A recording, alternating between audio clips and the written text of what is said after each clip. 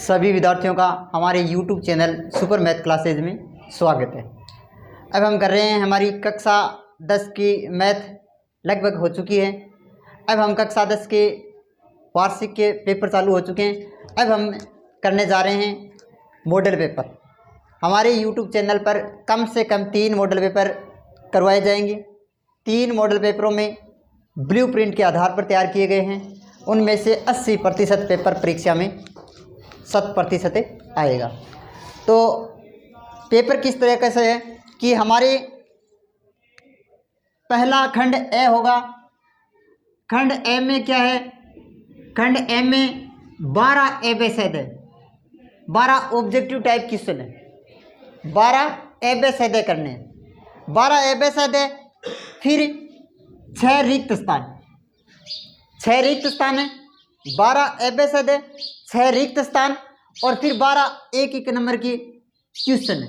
यानी 30 क्वेश्चन हमारे एक नंबर के आएंगे। 30 क्वेश्चन हमारे एक नंबर के आएंगे। खंड ए हमारा 30 नंबर का होगा। खंड जो ए होगा वो हमारा 30 नंबर का होगा। 12 ऑब्जेक्टिव टाइप एबेसेड और 6 रिक्त स्थान और एक नंबर के 12 क्वेश्चन आएंगे। फिर रहा खंड ब। खंड ब, खंड ब में क्या आएगा? खंड ब में हमारे पास 2 नंबर के 13 क्वेश्चन आएंगे। 13 क्वेश्चन आएंगे 2 नंबर के।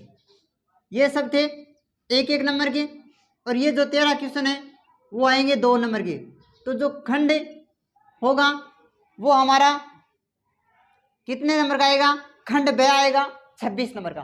जो पहला पार्ट होगा वो आएगा 30 नंबर का एक नंबर में।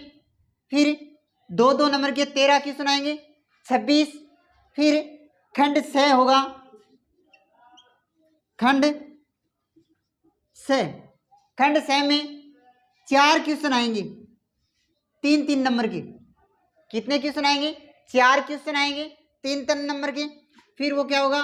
12 नंबर का पेपर आएगा खंड से। लास्ट खंड है हमारा ड। खंड ड का जो प्रारूप होगा, एक तो होगा अथवा का सवाल। तीनों सवाल आएंगे 4 नंबर के। सवाल आएंगे 3, नंबर होंगे 4। ये भी 12 नंबर का आएगा।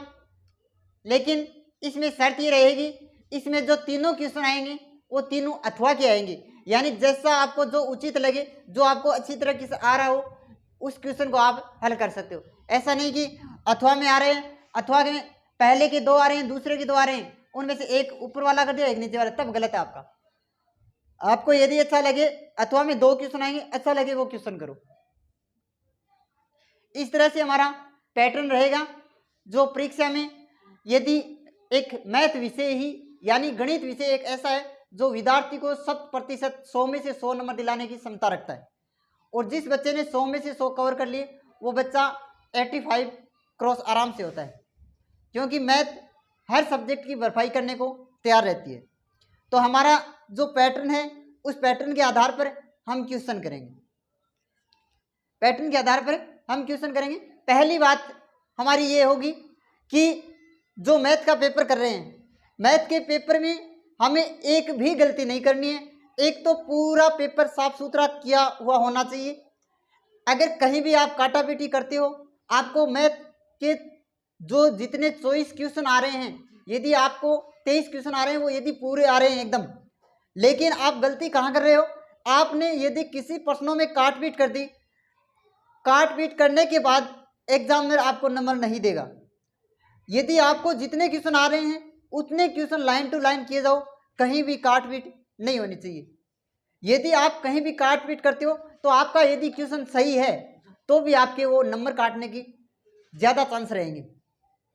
तो कहने का मतलब है, गणित का कार्य एकदम साफ सुथरा होना चाहिए। एक भी क्वेश्चन में यदि आपको नहीं आ रहा है तो आप काट पीट ना करो, उस क्वेश्चन को एक बार के लिए छोड़ दो।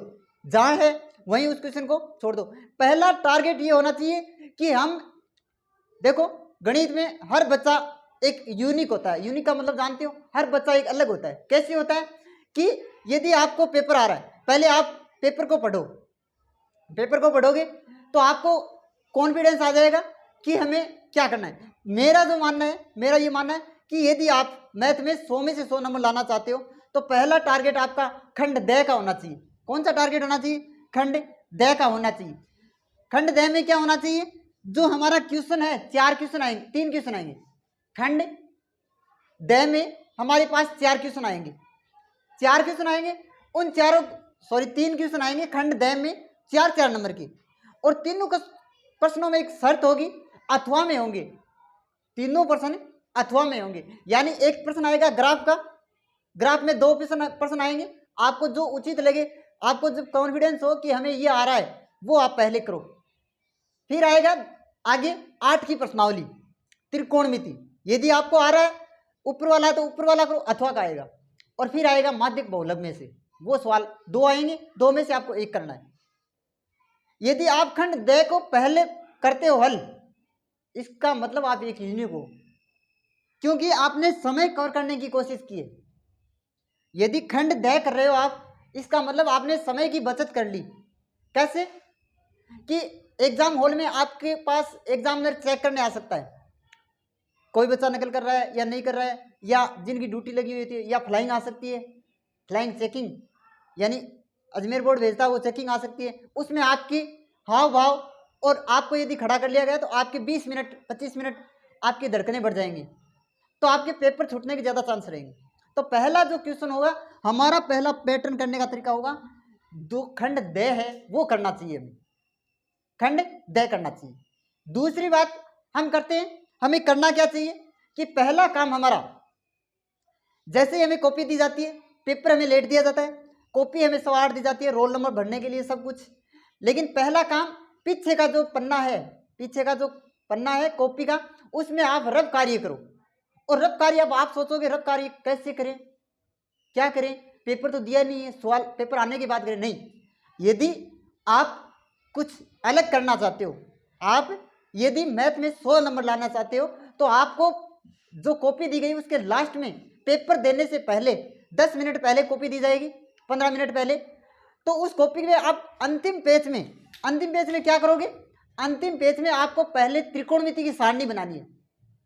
अंतिम पेज में आपको त्रिकोणमिति की सारणी बनानी है। एक काम, पहला काम ये करते हैं, त्रिकोणमिति की सारणी,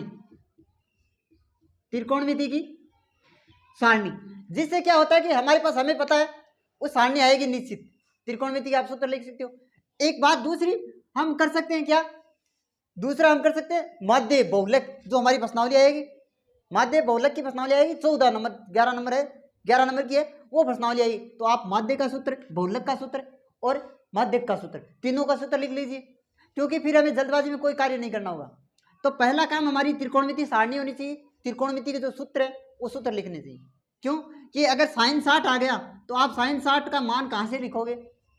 रटने से तो कोई याद नहीं रहेगा, तो आप सीधा डायरेक्ट क्या पीछे का पन्ना देखोगे तो तुरंत, तो आपके वहाँ पर टाइम बचा या नहीं बचा? नहीं, वरना आप अगर जितनी देर पेपर नहीं आएगा उतनी देर ऐसे खाली बैठे रहोगे, क्या मतलब निकलेगा? कुछ मतलब। यदि मैथ में कुछ करना चाहते हो तो पहले ही रफ कार्य शुरू कर देना चाहिए, और रफ कार्य के लिए शुरुआत कहाँ से? त्रिकोणमिति की सारणी से, माध्य बहुलक के सूत्र से, और समांतर श्रेणी, इन सभी के आप सूत्र लिख लेते हो तो आपका एक कॉन्फिडेंस हो जाता है। क्यों कि उस टाइम आप यदि बहुलक का सूत्र लिख रहे हो, अगर F1 F2 कहीं आगे पीछे हो गया जल्दबाजी में तो क्या करोगे? और क्या ये सारणी बनाने के बाद जैसे आप सूत्र लिखते हो तो आपको पता चल जाएगा हमारा सूत्र गलत है या सही है। आपका सूत्र क्यों यहाँ पर लिखा हुआ याद रहेगा, और जैसे आप माध्य बहुलक का सवाल करोगे तो आपको पता है हमने पहले क्या लिखा है और यहाँ पर क्या लिख रखा है, तो सूत्र में कंपेयर हो जाएगा इस तरह से। और दूसरा फायदा हमें क्या होगा, खंड द कर लेंगे जैसे ही हमारा खंड द होगा, क्योंकि कई बार क्या होता है कि हमारे शुरुआत में जो एक नंबर के क्वेश्चन होते हैं, कई क्वेश्चन मैथ में ऐसे आते हैं कि आप सवाल हल करना चाहते हो लेकिन वो सवाल हल नहीं हो पाता है, बार बार वो सवाल गलत हो जाता है। तो आप, मैथ एक ऐसा सब्जेक्ट है कि बच्चे को जब तक वो सवाल नहीं आ जाए, जो सवाल हमें आता है पूर्ण नहीं आता वो तो छोड़ देते हैं। यदि हमें कोई सवाल आ रहा है और उसके उत्तर नहीं मिल रहे तो हम उस सवाल में फंस के रह जाते हैं, और उस सवाल में फंसने की वजह से हमारे कितने आगे का टाइम भी वेस्ट होता है। फिर विद्यार्थी ये नहीं सोचता, वो उस सवाल, गणित एक ऐसा सब्जेक्ट है तो गणित में अगर आप खो जाओगे ना तो आपको समय का पता नहीं चलेगा कि समय कैसे बीता। आपको समय का ध्यान नहीं रहेगा। अगर आप 2 सवाल लेके बैठ गए ना तो आपको समय का ध्यान नहीं रहेगा। इसीलिए पहले क्या, क्योंकि यदि ये सवाल किए हो गए होंगे तो आप एक एक नंबर के सवाल में लास्ट में आप कर सकते हो, कोई दिक्कत नहीं होगी। क्योंकि एबीसीडी अब पहले आप अगर एबीसीडी कर रहे हो।